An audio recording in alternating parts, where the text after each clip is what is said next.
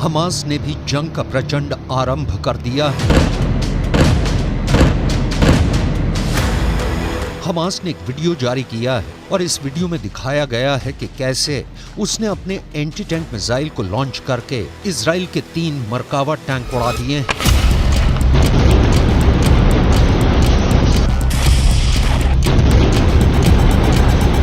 वैसे हमास के प्रवक्ता अबू उबैदा ने यह दावा किया है कि 1 नवंबर तक इजराइल की 22 बख्तरबंद गाड़ियां और 5 टैंक उड़ा दिए गए हैं।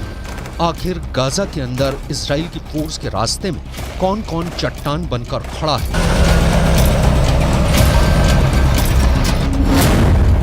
आखिर कैसे 48 घंटे के अंदर इजराइल के 10 से ज्यादा सैनिक मार दिए गए?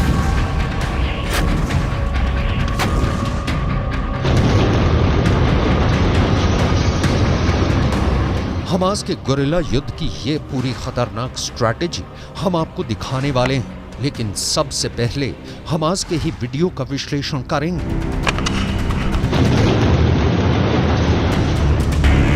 हमास का टैंक फोड़ वीडियो नंबर 1।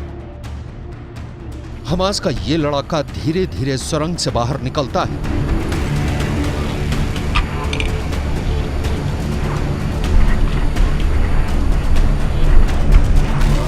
गौर करने वाली बात यह है कि यह सुरंग ऐसी झाड़ियों के पास खुलती है जिनको दूर से देख पाना बहुत मुश्किल है। कुछ सेकंड बाद वो तस्वीर सामने आती है जब सुरंग से हमास का लड़ाका और उसका टैंक फोड़ने वाला हथियार एक ही फ्रेम में एक साथ साफ नजर आते हैं और बहुत ही आराम से बेहद नजदीक मौजूद इजराइल के टैंक को निशाना बनाने में हमास कामयाब हो जाता है।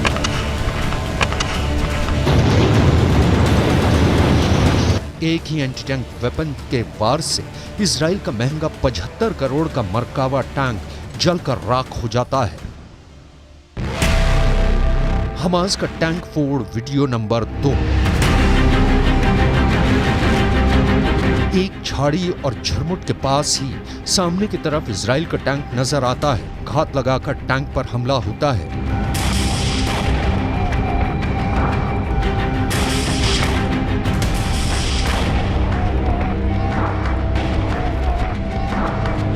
और एक ही पल में इजराइल का पूरा टैंक जलकर राख हो जाता है। हमास का टैंक फोड़ वीडियो नंबर 3। इस वीडियो में भी साफ नजर आ रहा है कि इजराइल के टैंक पर निशाना लगाया गया है। अगर हमास का दावा सही है कि उसने इजराइल के 5 टैंकों को नष्ट कर दिया, तो यह घटना क्यू की उस जंग की याद दिलाती है कि पुतिन अपने टैंकों के बल पर क्यू को जीतने का ख्वाब देख रहे थे, लेकिन अमेरिका से आई एंटी टैंक मिसाइलों ने क्यू को रूस के टैंक का कब्रिस्तान बना दिया।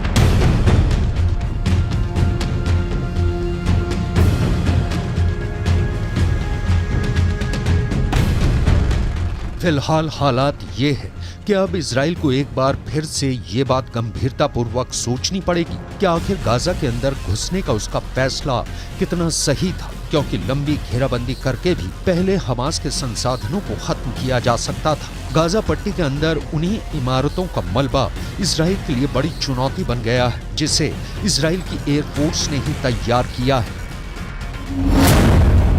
गाजा के अंदर मौजूद इमारतों के मलबे से इजराइल की सेना को आगे बढ़ने में मुश्किलें सामने आ रही हैं। इजराइल की सेना बख्तरबंद गाड़ियों और टैंकों के रास्ते गाजा के अंदर आगे बढ़ रही है। एयर कवर के लिए इजराइल एयर फोर्स के ड्रोन और लड़ाकू विमान भी गाजा के आसमान में मंडरा रहे हैं, लेकिन गाजा के अंदर करीब 1,40,000 ध्वस्त इमारतों का मलबा बिखरा हुआ है और ऐसे में गाजा के अंदर टैंकों और बख्तरबंद गाड़ियों को रास्तों पर मलबे की रुकावट झेलनी पड़ रही है।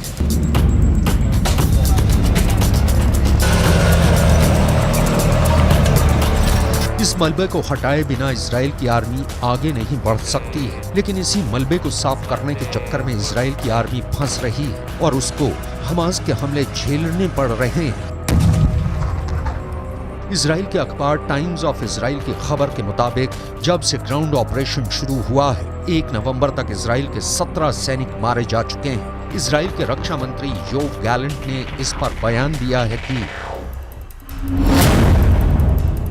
गाजा में हमास आतंकवादियों के खिलाफ चल रही लड़ाई में इजराइल डिफेंस फोर्स के सैनिकों की मौत एक कठिन और दर्दनाक झटका है हमारे दिल और हमारे विचार उनके प्रिय परिवारों के साथ हैं।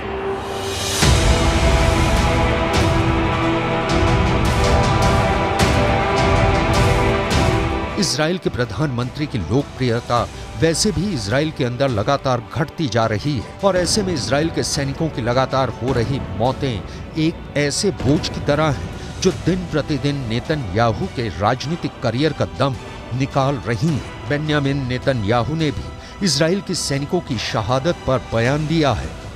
אנחנו במלחמה קשה. זאת תהיה גם מלחמה ארוכה. יש לנו בה הישגים חשובים, אבל גם אבדות כואבות. אנחנו יודעים, כל חייל שלנו הוא עולם ומלואו.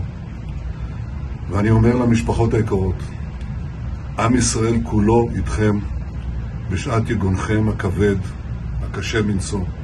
אנחנו מחבקים אתכם מעומק ליבנו. חיילינו נפלו במלחמה שאין צודקת ממנה, המלחמה על הבית. ואני מבטיח לכם ולכל אזרחי ישראל, אנחנו נמשיך עד שנמלא את המשימה. אנחנו נמשיך עד לניצחון.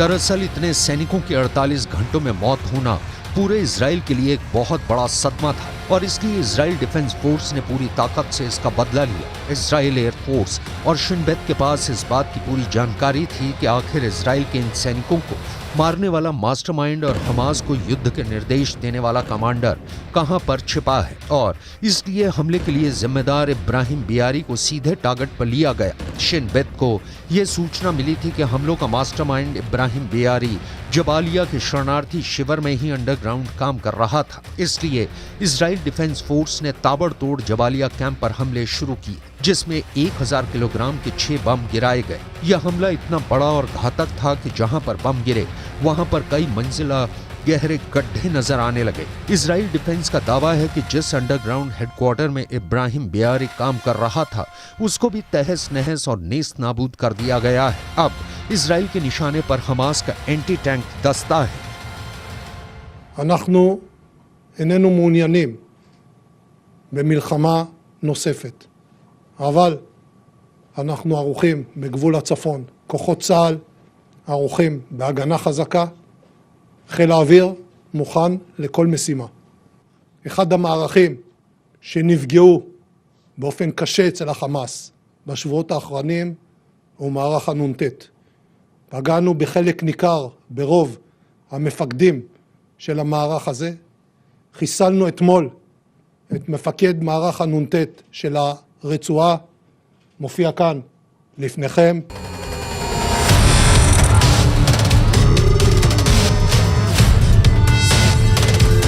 जबालिया कैंप पर इजराइल ने जो पलटवार किया है उसमें भारी संख्या में आम लोग भी मारे गए हैं। फिलिस्तीन के कई अखबार ये दावा कर रहे हैं कि इजराइल के इस हमले में 200 लोग मारे गए और करीब 200 लोग मलबे में दफन हो गए। जबालिया कैंप पर हुए हमले के बाद इस्माइल हानिया ने ये बयान दिया कि जब इजराइल की आर्मी की हार हुई तो उसे भारी नुकसान हुआ और उसने उसका बदला आम लोगों से लिया। लेकिन इजराइल का ये कहना है कि अगर हमलों को गाइडेड ही शरणार्थी शिविर से किया जा रहा है तो हमास के हेडक्वार्टर पर हमला करना मजबूरी है। वहीं लेबनान के अंदर भी युद्ध का कहर देखने को मिल रहा है। लेबनान के बॉर्डर पर गांव के गांव खाली हो रहे हैं। हिजबुल्लाह और इजराइल के युद्ध के बीच अल-मशाब गांव की, इन जैसे क्रिश्चियन गांव की क्या प्लानिंग है वो हम आपको दिखाते हैं। सबसे पहले मैं आपको चर्च दिखाना चाहूँगा। आपको बता दूं कि इस पूरे इलाके में करीब 100% जो आबादी है वो क्रिश्चियन समुदाय की है और अभी आप देखेंगे जो चर्च है पूरी तरह से बंद है। और ये जो आप पूरा गाँव देखेंगे यहाँ पर हर घर में ताला है, कोई आपको यहाँ पर नज़र नहीं आएगा। बहुत ही चंद लोग हैं जो इस इलाके में आपको नज़र आएंगे।